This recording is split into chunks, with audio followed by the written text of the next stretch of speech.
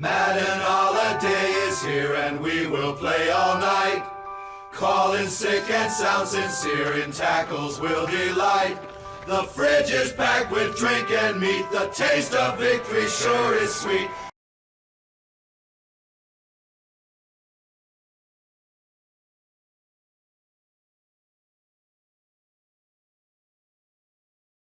Well, that was a week, wasn't it? I mean, technically I went 1-2, but in a way I really kind of went 0-3, didn't I? I mean, it took a literal act of God with the Minnesota Vikings pulling off the greatest comeback in NFL history to get the 1. Ugh. In a way, the Vikings' comeback was amazing. In another way, it was also kind of disappointing because really they never should have been in that position to begin with. To be down 33-0 like that to the Colts, a team that just isn't very good. You see, this is why I picked the Dolphins in that game earlier this season and the Patriots in the Thanksgiving game, because I knew the Vikings were due for a game like that. And yes, I know, they won. I should be happy, but I'm just kind of not. Anyway, moving on to this week's slate of games, our Christmas weekend game selection includes the Thursday night game between the Jacksonville Jaguars and the New York Jets, the game between the Las Vegas Raiders and the Pittsburgh Steelers, and the Philadelphia Eagles traveling to Dallas to take on the Cowboys. So, yeah, I guess we got 2 games there that have big playoff implications. One is technically a primetime game, and the other feels like a primetime game. And we have the Immaculate Anniversary, which I'll get onto a little bit later. Anyway, let's get 2 things here.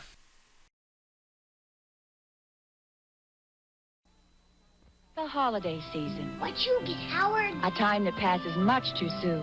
Come on, guys. You're getting your picture taken. A special time you'll want to remember. See the camera, Howie? In pictures.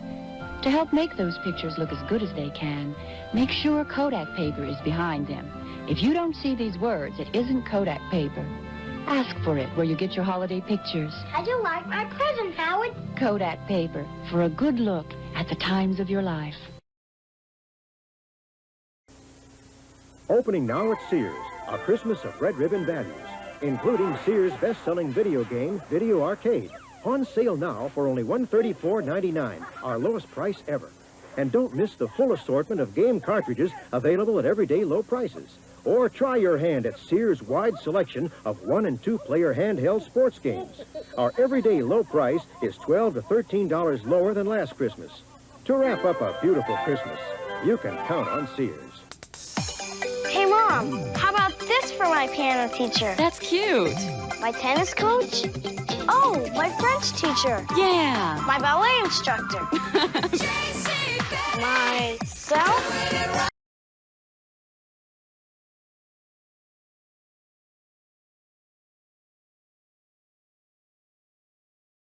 Well, that was a week, wasn't it? I mean, technically I went 1-2, but in a way I really kind of went 0-3, didn't I? I mean, it took a literal act of God with the Minnesota Vikings pulling off the greatest comeback in NFL history to get the 1. Ugh. In a way, the Vikings' comeback was amazing. In another way, it was also kind of disappointing because really they never should have been in that position to begin with. To be down 33-0 like that to the Colts, a team that just isn't very good. You see, this is why I picked the Dolphins in that game earlier this season and the Patriots in the Thanksgiving game, because I knew the Vikings were due for a game like that. And yes, I know, they won. I should be happy, but I'm just kind of not. Anyway, moving on to this week's slate of games, our Christmas weekend game selection includes the Thursday night game between the Jacksonville Jaguars and the New York Jets, the game between the Las Vegas Raiders and the Pittsburgh Steelers, and the Philadelphia Eagles traveling to Dallas to take on the Cowboys. So, yeah, I guess we got 2 games there that have big playoff implications. One is technically a primetime game, and the other feels like a primetime game. And we have the Immaculate Anniversary, which I'll get onto a little bit later. Anyway, let's get 2 things here. 'Twas the night before Christmas, and all through the shop a creature was stirring, and he just wouldn't stop. On chocolate, on strawberry, on vanilla frosted too, go the colors of Christmas made fresh just for you. Red sprinkles, green sprinkles, a face we all know. Canes made of candy, men made of snow. So fill up your sack with your favorite delight. And to all a Merry Christmas in each hasty bite.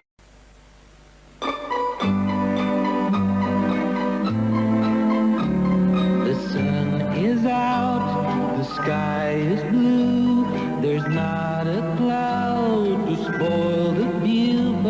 it's raining,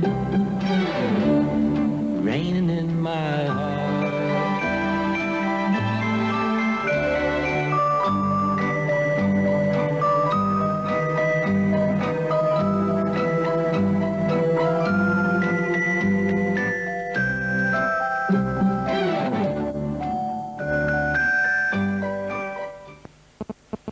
Kraft introduces Charlie Brown's Christmas macaroni and cheese. Wow, my very own noodle. It's as if they've captured my true essence and manifested it in noodle form. New Charlie Brown's Christmas macaroni and cheese from Kraft. Good, cool.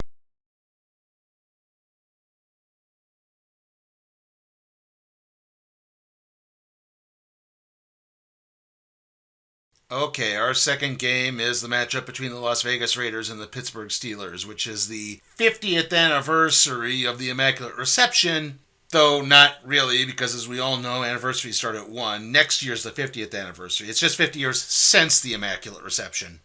And yes, as I was writing that joke, news broke about the death of Franco Harris, so yeah, suddenly this has an entirely weird feeling about this, but still, I couldn't help but just always point that little bit out. It's always something that's weird.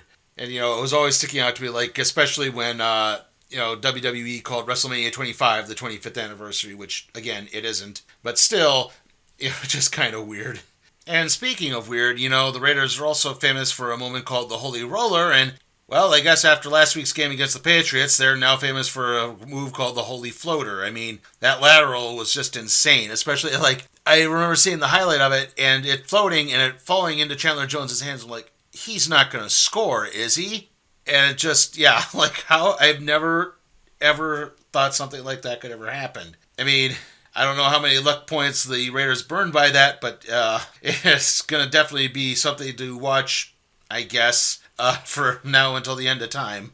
I guess if you're looking for something more along the line of game analysis here, the Steelers have been playing better in recent weeks. I mean, they managed to hang with the Ravens. I mean, even though Baltimore played most of that game with, you know, a backup quarterback and then their backup to the backup quarterback. But still, they hung with the Ravens long enough to keep the game interesting until the very end. Still, it looked like Kenny Pickett finally being out of the concussion protocol. I don't know if going with him or Mitch Trubisky is the better option. I do think they played a little bit better last week under Trubisky, but who knows? Again, Trubisky can be such a hit or miss quarterback in his career. I'm not entirely sure that going back to Pickett wouldn't necessarily be a bad idea. Also, you know, the Raiders have actually been playing pretty good football as of late. I mean, yeah, they blew that game against the Rams, but still, they've been playing pretty well. Derek Carr and Devontae Adams finally seem to be clicking once more, and of course, we've had the career renaissance of Josh Jacobs this season. Not to mention, they don't really have to worry about the time difference, being that this is an afternoon start and it's in Pittsburgh, so in this case, they don't have to worry about being 3 hours behind like usual. So yeah, with that in mind, I think I'm going to go with the Raiders in this one. Pittsburgh is playing better, but I think the Raiders are playing better than Pittsburgh has been the last few weeks. So again, hopefully hopefully the Raiders don't get a big lead so they don't blow it, but still, I think the Raiders are probably going to pull this one out.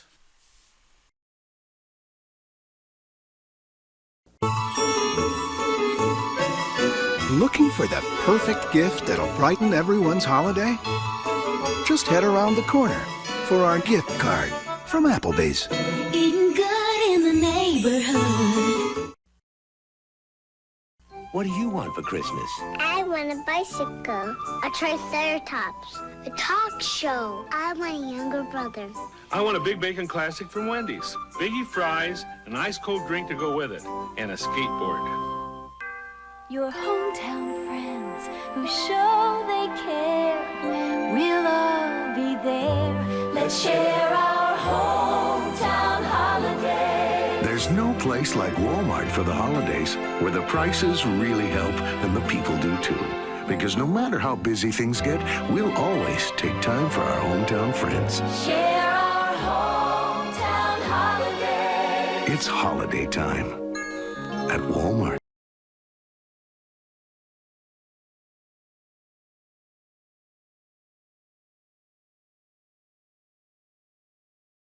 Our last game is the Philadelphia Eagles taking on the Dallas Cowboys. The Eagles can definitely clinch the division with a win and be well on the path to getting home field advantage throughout the playoffs, while the Cowboys are looking to avenge their meltdown against the Jaguars and clinch a wild card berth.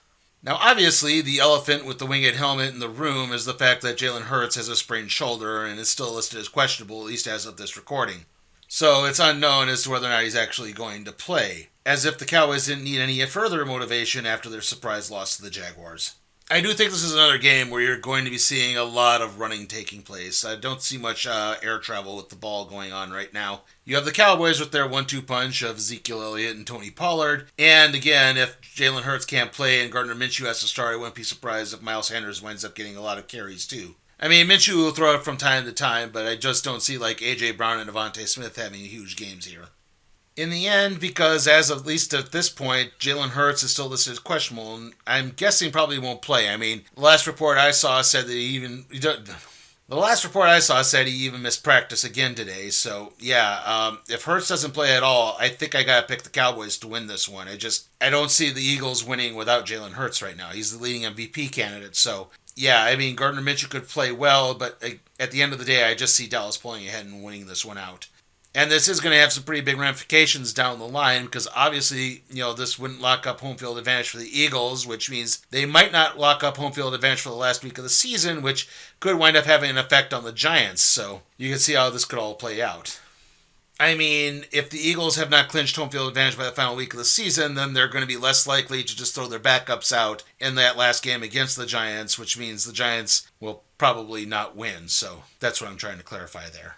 Okay, so now we move on to the next video, and yeah, I've decided I'm pretty much going to skip out on Puss in Boots, unfortunately.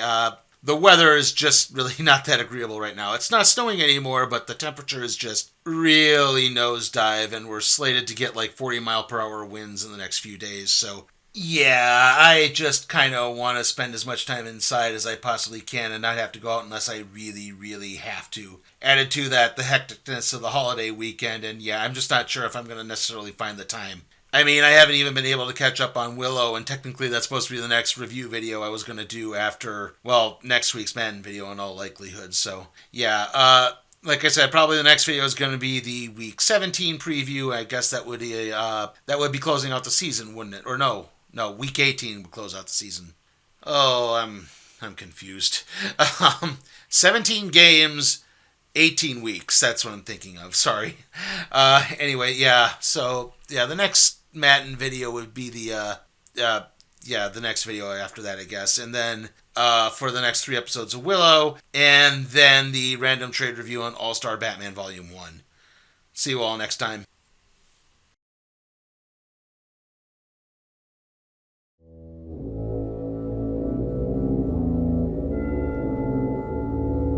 Hey guys, remember that you can support my work at patreon.com/sleepytimeforcat productions. Also, remember to like, comment, share, subscribe to my channel, and ring that notification bell so that way you can be alerted to further videos.